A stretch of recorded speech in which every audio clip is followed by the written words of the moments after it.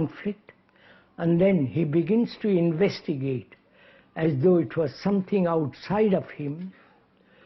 Then he analyzes that.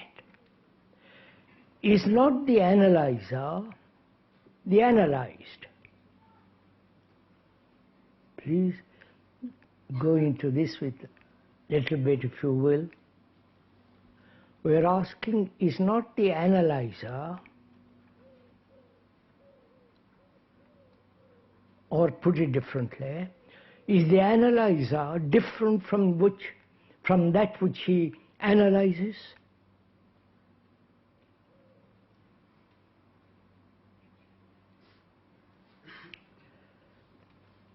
Who is the analyzer?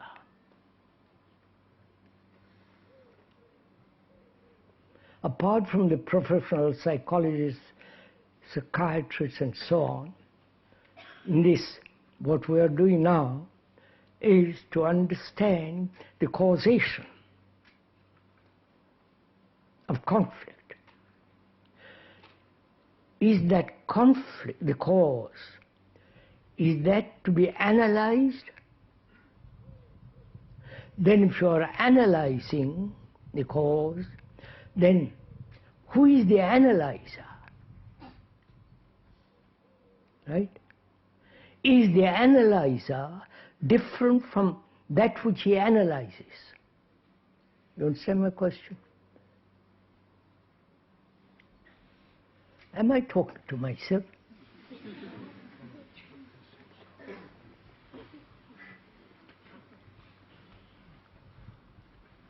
Are you really interested in all this? Yes.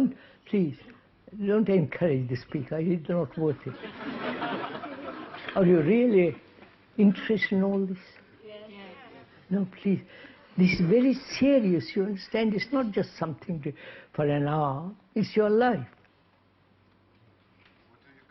It's your way of living, the whole question of love and tenderness, care, affection, all that's involved in this. It isn't just agreement with the speaker, which is so becomes rather absurd.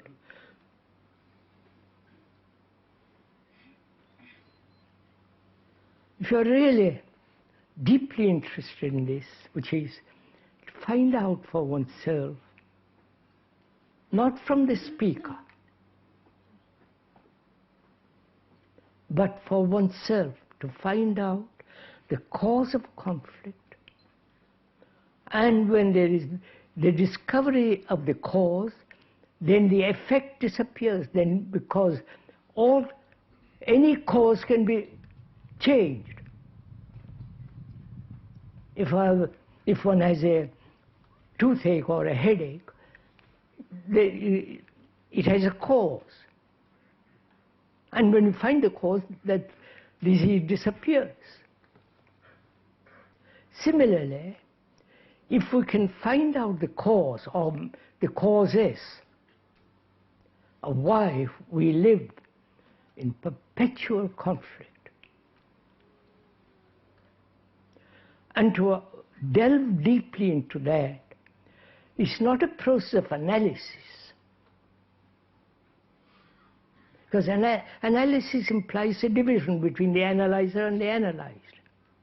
And therefore, in that process of analysis, there is still conflict. I hope you understand all this. But if you could observe the fact, or come upon the fact of the cause, which demands attention, care, deep urge to find out, passion to step out of this conflict. That requires energy. An analysis is a process of wastage of energy. So, is it possible to observe, clearly perceive, have an insight into the causation of conflict? If you can find out the causation. Then this thing disappears altogether, the effect, which is conflict. So we are trying to, we are asking, not trying, we are asking, is the cause thought? Thought itself.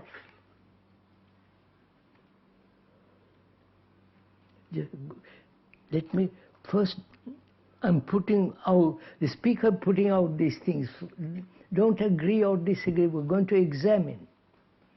Is the cause this sense of duality we have, division between what I am, what I should be.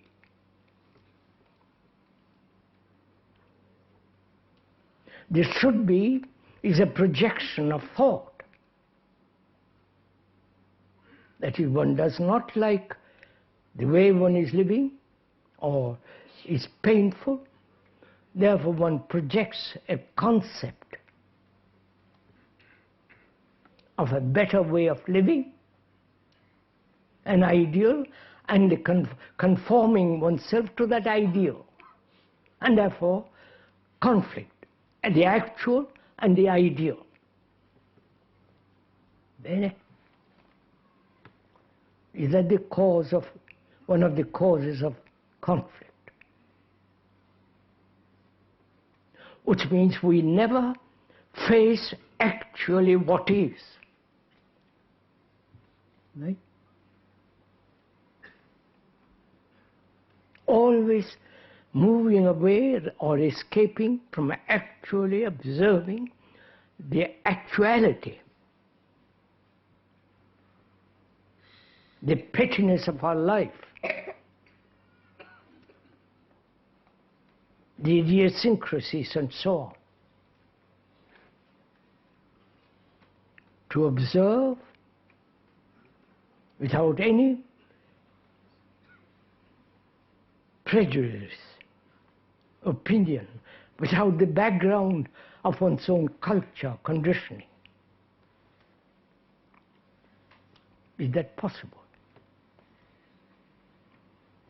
Or is it given only to the few, to the elite, and therefore is not something that each person can be free of? You understand all these questions? So, is one of the causes of conflicts is time, which is the future, the present, and the past. You understand? All right, are we going together a little bit at least? That is, the past,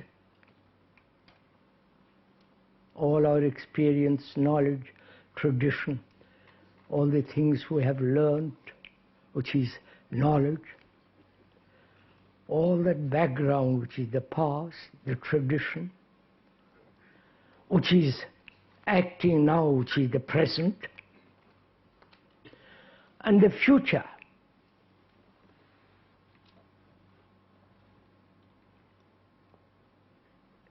will be what we are now. Right? Tomorrow is what I am today.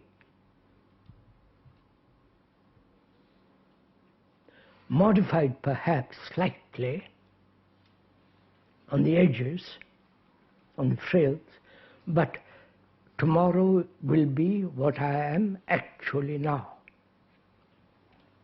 And of course, unless there is a radical change, tomorrow then is totally different.